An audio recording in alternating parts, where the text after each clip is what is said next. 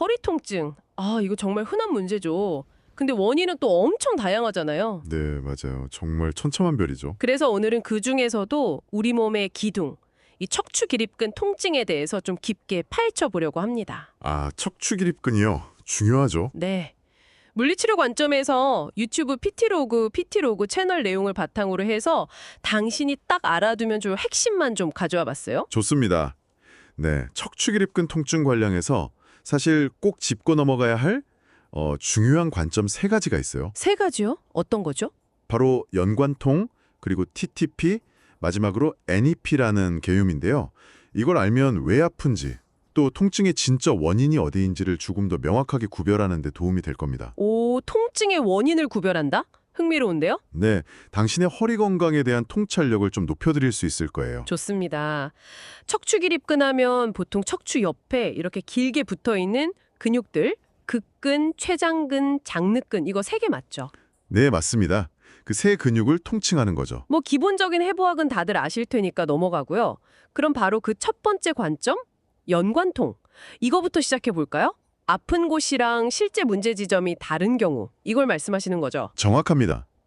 특히 척추기립근처럼 몸속 좀 깊숙이 있는 근육들은 문제가 생긴 바로 그 지점보다는 약간 다른 부위의 통증이 나타나는 그런 연관통 경향이 있어요. 아, 근데 또 재미있는 게 아주 깊은 근육일수록 연관통 범위는 오히려 더 좁게 나타나는 특징이 있거든요. 네네. 깊자고 막 여기저기 넓게 아픈 게 아니군요. 그럼 예를 좀 들어주실 수 있을까요? 그럼요. 예를 들어서 등 위쪽, 그러니까 흉추 레벨의 기립근에 문제가 생기잖아요. 네. 그러면 정작 통증은 그 아래쪽, 허리, 요추 부위에서 느껴질 수가 있어요. 등 위가 문제인데 허리가 아프다고요? 네. 그리고 또 뭐 디스크 같은 문제로 신경이 눌리면 그 신경이 분포하는 근육에 피가 잘 안 통하거나 허혈성 통증, 아니면 그 자체로 연관통이 생기기도 쉽고요. 아, 신경 문제도 관련이 있군요. 그렇죠. 허리 신경이 눌리면 엉덩이뼈, 천골 근처에서 통증이 나타날 수도 있고요. 그러니까 당신이 느끼는 통증 위치랑 실제 문제 지점이 다를 수 있다. 이거 꽤 중요한 단서가 되겠죠? 와, 그럼 허리가 아프다고 그냥 무조건 허리만 볼 게 아니라 등 위쪽이나 어쩌면 신경 문제까지도 같이 고려해야 한다는 거네요. 바로 그거죠. 알겠습니다. 그럼 두 번째 포인트, TTP. 이건 뭔가요?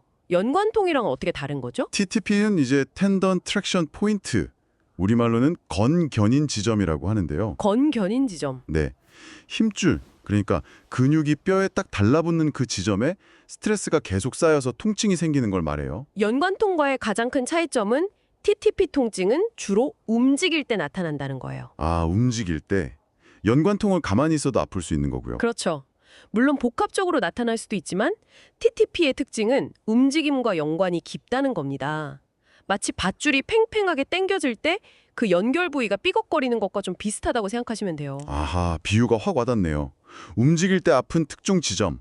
그럼 척추기립근의 경우에는 주로 어디에 이 TTP가 잘 생기나요? 척추기립근은 아래쪽으로 내려와서 골반뼈 윗부분, 장골릉이라고 하죠. 네, 장골릉, 그리고 엉치뼈, 천골, 이 주변에 많이 붙어 있습니다. 그래서 이 부위들이 TTP 통증이 자주 발생하는 곳이에요. 아, 골반 위쪽이란 엉치뼈 쪽이요? 네. 그래서 만약 당신이 움직일 때 여기가 아파요 하면서 딱 장골릉이나 천골 주변을 짚는다면 이거 척추 기립근 TTP 가능성이 있겠다. 이렇게 생각해 볼 수 있는 거죠. 오케이, 움직일 때 장골릉이나 천골 부근 통증은 TTP 가능성? 이거 기억해 두겠습니다. 자, 그럼 연관통, TTP와는 또 다른 세 번째 포인트, NEP. 이건 어떤 특징이 있나요? NEP는 Nerve Entrapment Point, 즉 신경 포착 지점을 말합니다. 신경 포착. 네. 앞서 말씀드린 두 가지와는 또 다르게 NEP는 가만히 있어도 통증이 느껴지는 게 중요한 특징이에요. 주로 엉덩이 윗부분, 상둔부라고 하는 영역에서 좀 둔한 통증이나 저림 같은 게 나타나죠. 잠깐만요. 가만히 있어도 아프다고요? 그건 왜 그런 건가요? 근육 문제 아닌가요? 이게 사실 근육 자체의 문제라기보다는 근육 주변을 지나가는 신경이 눌려서 생기는 통증에 더 가깝습니다. 아, 신경이요? 네, 척추에서 나온 신경가지 중에 뒤쪽으로 가는 후지, 돌설 레머스라는 게 있는데요. 이게 엉덩이 위쪽 피부 감각을 담당하는 상둔신경, superior cranial nerve로 변에서 나오거든요. 네네. 근데 이 신경이 등허리 근육을 싸고 있는 아주 단단한 막, 흉뇨근막이라는 걸 뚫고 나와야 해요. 그런데 이 근막이 너무 뻣뻣해지거나 긴장도가 높아지면 신경이 지나가는 통로가 좁아져서 신경이 딱 눌리는 거죠. 아하, 그러니까 근육통이 아니라 신경이 눌려서 포착돼서 아픈 거군요. 그렇죠. 마치 신경이 꽉 끼는 문틈에 낀 것처럼요. 그래서 가만히 있어도 엉덩이 위쪽이 좀 욱신거리거나 저릿하다면 NEP를 의심해 볼 수 있는 겁니다. 그렇군요. 이거 정말 중요한 구별 포인트 같은데요. 네. 그래서 핀치 롤 테스트라고 해서 엉덩이 위쪽 피부를 살짝 집어서 이렇게 굴려보는 테스트가 있어요. 이걸 해봤을 때 좌우나 위아래의 통증 차이가 좀 크다면 NEP 진단에 도움이 될 수 있습니다. 핀치 롤 테스트, 알겠습니다. 그럼 이런 연관통, TTP, NEP 문제들에 대한 치료는 어떤 원리로 접근하게 되나요? 간단하게라도 좀 소개해 주실 수 있을까요? 물론 이제 정확한 진단과 치료는 전문가에게 받아야 하지만 원리를 이해하고 계시면 도움이 많이 되죠.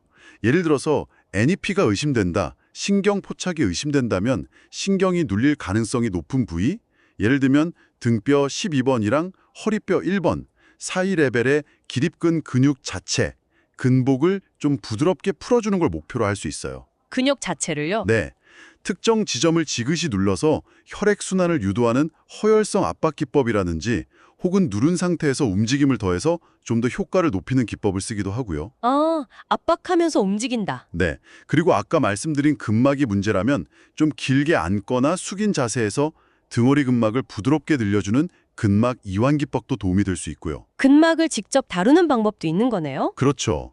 더 나아가서 근막 자체의 움직임, 가동성을 확보하기 위해서 근막을 살짝 잡고 부드럽게 움직여주는 근막 가동술 같은 접근도 있습니다. 중요한 건 통증의 원인이 어디에 있느냐에 따라서 이렇게 접근 방식이 달라진다는 거죠. 와, 진짜 원리를 알고 나니까 왜 그렇게 다양한 치료법들이 있는지 좀 이해가 가네요. 전문가는 이야기할 때도 훨씬 도움이 될 것 같고요. 바로 그겁니다. 당신의 통증 양상을 더 정확하게 파악하고 또 설명할 수 있게 되는 거죠. 자, 오늘 척추기립근 통증에 대해서 정말 깊게 파헤쳐 봤는데요. 한번 정리해보면 통증이 느껴지는 위치랑 실제 원인이 다를 수 있는 연관통, 네, 그리고 움직일 때 특히 장골릉 부근, 거기가 아픈 TTP, 그렇죠. 움직일 때. 그리고 가만히 있어도 허리 위쪽이 아픈 신경 포착 문제 NEP. 이 세 가지를 구별하는 것만으로도 허리 통증에 대한 이해도가 확 올라간 느낌입니다. 네, 맞습니다. 결국 중요한 것은 당신의 몸이 보내는 신호, 그러니까 통증의 양상과 위치라는 단서를 놓치지 않는 거예요. 단순히 그냥 허리가 아프다 이게 아니라 어떻게, 어디가 아픈지를 구별해내는 그런 눈을 갖게 되는 거죠. 맞아요. 오늘 저희가 이야기 나눈 것처럼 이 TTP와 NEP, 즉 움직일 때 아픈지, 가만히 있어도 아픈지, 그리고 그 통증 부위가 어디인지 구체적으로 파악하는 것이 당신의 증상을 전문가에게 설명하고 또 더 정확한 도움을 받는데 과연 어떤 실질적인 변화를 가져올 수 있을까요? 이 질문을 한번 스스로에게 던져보시는 것도 좋을 것 같습니다.